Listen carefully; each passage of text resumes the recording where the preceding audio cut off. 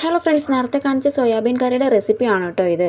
Soybean ഞാൻ വെള്ളത്തിലിട്ട് കുതിർത്തി വെച്ചിട്ടുണ്ടായിരുന്നു. പിന്നെ ഒരു പാൻ വെച്ച് ചൂടാക്കിയിട്ട് അതിലേക്ക് വെള്ളുള്ളി അരിഞ്ഞിട്ടിട്ടുണ്ടായിരുന്നു കേട്ടോ. ഇത് നന്നായിട്ട് വാട്ടിയെടുക്കണം. ഞാൻ കുറച്ച് ക്വാണ്ടിറ്റി ആട്ടോ ഉണ്ടാക്കുന്നുള്ളത്, അവന് കൊണ്ടുപോകാൻ വേണ്ടി മാത്രം. കുറച്ച് വെളിച്ചെണ്ണയും കൂടി ഒഴിച്ച് കൊടുത്തിട്ടുണ്ടായിരുന്നേ.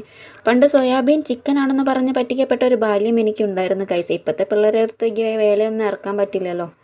അപ്പോൾ എന്തായാലും ഉള്ളി നല്ല മൂത്ത് വന്നപ്പോൾ നമ്മൾ വെളുത്തുള്ളി ആഡ് ചെയ്ത് കൊടുത്തിട്ടുണ്ട്. പിന്നെ അതിലേക്കൊരു ചെറിയൊരു തക്കാളിയും കൂടി ഞാൻ ആഡ് ചെയ്ത് കൊടുക്കുന്നത് കേട്ടോ. അപ്പോൾ ഇതിനുണ്ടും നന്നായിട്ട് വാടി വരണം കേട്ടോ. ഇനി നമുക്ക് പൊടികളൊക്കെ ആഡ് ചെയ്ത് കൊടുക്കാം. ആദ്യം മഞ്ഞൾപ്പൊടി ഇട്ട് ഇച്ചിരി മുളക് പൊടി ഇട്ട് കൊടുത്തിട്ടുണ്ട് കേട്ടോ. അതിന് അധികം എരിവ് ഇഷ്ടമല്ല. പിന്നെ നമ്മൾ മല്ലിപ്പൊടിയാണ് ഇട്ട് കൊടുക്കുന്നത്. പിന്നെ കുറച്ച് മസാലപ്പൊടി നമ്മളിപ്പോൾ പട്ട, ഗ്രാമ്പു അങ്ങനത്തെ ഒക്കെ പൊടിച്ച് വെച്ചിട്ടുള്ളതായിരുന്നു. അപ്പോൾ അതും കൂടി ഒരു നുള്ളി ഇട്ട് കൊടുത്തിട്ടുണ്ട്. ഇനി ഇത് നന്നായിട്ട് മസാലകളൊക്കെ ഒന്ന് പച്ചമണം മാറുന്ന വരെ ഒന്ന് മൂപ്പിച്ചെടുക്കണം കേട്ടോ. ഒരു കഷ്ണം താഴെ പോയി. അപ്പോൾ അതൊക്കെ ഒന്ന് മൂപ്പിച്ചെടുത്തിട്ടുണ്ട്. ഇനി നമുക്ക് ഗ്യാസ് ഓഫ് ചെയ്യാം. എന്നിട്ട് നമുക്കിതൊന്ന് അടിച്ചെടുക്കണം കേട്ടോ. ജാറിലിട്ടിട്ട് ഇച്ചിരി വെള്ളം ഒഴിച്ചിട്ടൊന്ന് അടിച്ചെടുത്തിട്ടുണ്ട്.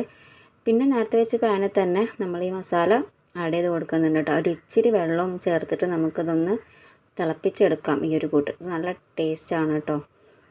എന്നിട്ട് നമുക്ക് കഴുകി വാരി വെച്ചിട്ടുണ്ടായിരുന്ന സോയാബീനും കൂടി ഇട്ടിട്ട് ഇളക്കി നന്നായിട്ട് തിളപ്പിച്ചെടുത്തിട്ടുണ്ടെങ്കിൽ നമ്മൾ കറി റെഡി ആയിട്ടുണ്ട് കേട്ടോ. എന്തോ ഭാഗ്യത്തിന് അവന് സോയാബീൻ ഇഷ്ടമാണ്. അപ്പോൾ ഈ ഒരു സോയാബീൻ്റെ വെറൈറ്റികളാണ് സ്കൂളിലേക്ക് കൊടുത്തു വിടുന്നത്. കറി വെച്ചിട്ടും റോസ്റ്റാക്കിയിട്ടും പൊരിച്ചിട്ടും ഒക്കെയാണ് സോയാബീൻ എന്നെ കൊടുത്തു വിടാറുള്ളത് കേട്ടോ. അപ്പോൾ ഇനി ഒരു 10 മിനിറ്റ് നമ്മളൊന്ന് അടച്ച് വെച്ച് വേവിച്ച് കഴിഞ്ഞാൽ നമ്മുടെ സോയാബീൻ കറി ഇവിടെ റെഡി ആവും കേട്ടോ. നമ്മൾ ഫ്രഷ് ആയിട്ടുള്ള കറിവേപ്പിലും കൂടി ഇട്ട് കൊടുത്തിട്ടുണ്ട്. അപ്പോൾ നമ്മൾ സോയാബീൻ ഇത്രയേ ഉള്ളൂ. നല്ല അടിപൊളി ടേസ്റ്റാണ്.